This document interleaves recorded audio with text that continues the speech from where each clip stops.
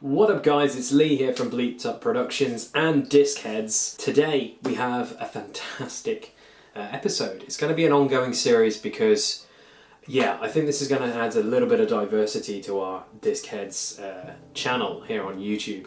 Now, I'm going to be doing custom art discs for my team and also hopefully for people out there. So this is going to be not like a showcase of what I can do, but more the fact of how I do this and the art process, and a probable teachable way for you guys out there to give it a go yourself. Now, the first one that I'm doing is this lovely disc here called the Sensai. Now, the Sensai is one of my favorite discs ever, and I've been playing disc golf for a little while now. And this is also going to be a disc review at some point. I'm going to do one because I absolutely love this disc.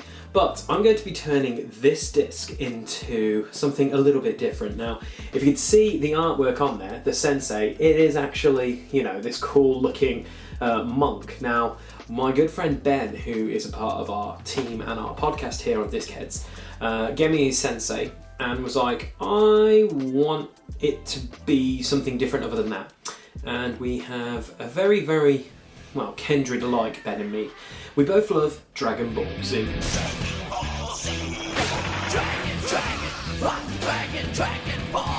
And with Dragon Ball Z, there is one guy who is the sensei to Goku, should we say, and that is Master Roshi. And I found some really cool artwork on the internet, and we are going to convert that artwork onto his Sensei disc, and I'm going to show you the process of how I do that so you guys out there can customize your own discs.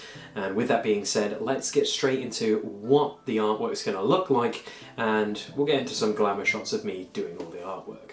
Okay guys, so my process is quite simple. You need to find an image that you want to transfer onto your disc. The more simple it is, the easier you can draw it. The more complex it is, it's going to take a little bit of time. So luckily enough, I found this fantastic image of Master Roshi by, I believe it's called Otis Art or something. I can't pronounce his name. Everyone knows I'm really terrible with names. And what I did was basically, it's all about permanent markers. It's all about Sharpies. That's how I've always done my artwork currently. I want to do dyeing in the future, but I do Sharpies. So when you first start with your disc, guys, you want to get rid of the decal. Now, I've always found that certain companies kind of ingrain their decals sometimes, like Discraft do it and a few other companies. But luckily enough, this Sensei, because I've already done one already, it comes right off. So what you need to get is acetone. So you need 100% acetone. That's what I've always used, or how we do it in the UK, it's 100% acetone, and it's nail polish remover effectively.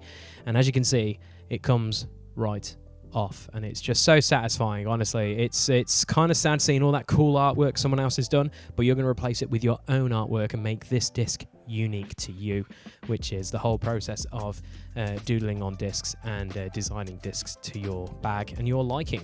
So with that, we get rid of the artwork and just go over it multiple times. I like to just put a little bit of acetone actually on the disc so I can make sure I get rid of the majority of it and also give the disc a bit of a clean. You always have to make sure that the disc is clean before you do acetone the disc and get rid of the stuff. So always give it a bath before then. And then you're left with a lovely plain disc like this. And then you get to have fun with permanent markers and Sharpies. Now, unfortunately, the footage, I forgot to record the whole penciling of this. So here is the penciling of Roshi that I've done, and I already started doing some of the artwork already for the Japanese lettering. But the one thing I did was I created a little bit of a stencil, which was the outline of some of the main key features of Roshi's artwork, and then I freehand drew everything else just to kind of mask it out. So how I always do an image is if you do it by a grid, so if you take an image and then you put a grid over the top of it and then do it bit by bit, that's how I've always done it, and it seems to work well for me. Everyone's different, but that's how I've always done it. Now, moving on to the permanent marking. With this, I'm going to keep it very plain and simple. It's going to be black, white, red. I don't need white too much because obviously the disc is white, but black ink for the majority of the outline. I'm going to be doing red for the background, which is kind of like the Japanese kind of circle, like banzai thing in the back. And also I'm going to throw in a splash of green because Master Roshi has green glasses in Super. And I wanted to just have a little bit of different color to make this pop. So this is basically me doing most of the outline work for this penciling I've done. So when you draw on a disc, I will let you know, you need to be very careful that you don't press into it too hard, because it will dent the disc, which is stupid to say out loud, but also at the same time, it actually will leave an aftermark. So you want to do it quite lightly, and then when you go over with a permanent marker, it will actually cover it up.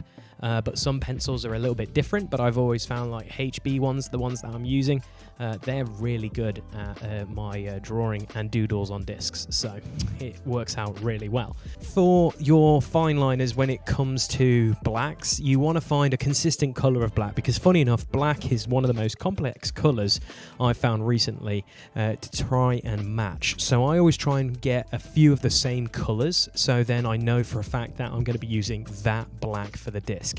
And I know it sounds stupid because everyone says every color is the same, but trust me, it is very, very different. And I love using these super fine, super ink fine liners, these permanent markers. These are absolutely amazing. Like, honestly, really, really good, and just really does the job perfectly for me. So it's fantastic. So as you can see on the screen, I start doing all the major things, like doing the outline of Roshi's beard, which works out really, really well. And then I work my way around the disc, doing it bit by bit, little by little. And as you can see, it looks pretty darn good. I'm pretty happy with how it turned out. This took me about like an hour and a half to do all the colouring in, just to really get it down to a T. Like, you just got to take your time. Like, the one thing I'll always say is don't rush these things, because obviously if you make a mistake, it's on that disc for a while, which is kind of unfortunate, but it's also kind of cool at the same time. So just take your time with it. Really, really do take your time. Now, I'm going to use a red to do all the colouring in, and I'm going to do the green, but I'm not going to bore you with the colouring in process because it can be quite tricky, and yeah, this is what it turned out to look like. I'm incredibly happy with how this turned out. It looks absolutely fantastic, and I think Ben is in for an absolute treat here. So, yeah, Ben, I hope you like the disc. I think it's turned out pretty good. Like, I'm not gonna lie, some of the colouring I'm always worried about, because it's been a bit of a challenge to do some of this stuff, but I'm really happy with how it turns out. But I just wanted to do a little bit of a video here for the channel, and also a shout out to Ben, because he would probably be seeing this video for the first time, because I'm gonna be posting this video before he gets to see the disc in person. So Ben, you're welcome. Can't wait to do more discs for you, because this turned out really, really cool.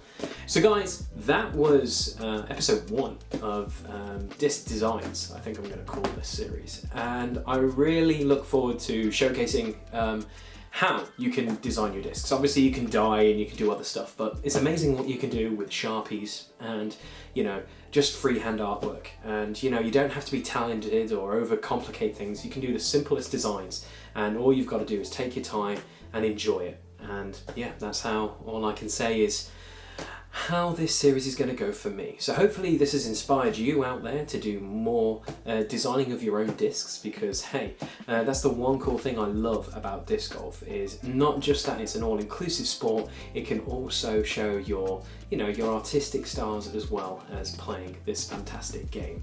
And with that being said, guys, on the screen right now is a thumbnail to take you to our channel, also to subscribe to this channel, and also check out some of our match day vlogs and stuff, because we are amateur disc golfers at the end of the day. And yeah, in the not too distant future we'll be doing more disc designs here on Disc Heads. So without further ado, take care, have a good one, and we'll see you in the not too distant future for more Disc Heads content.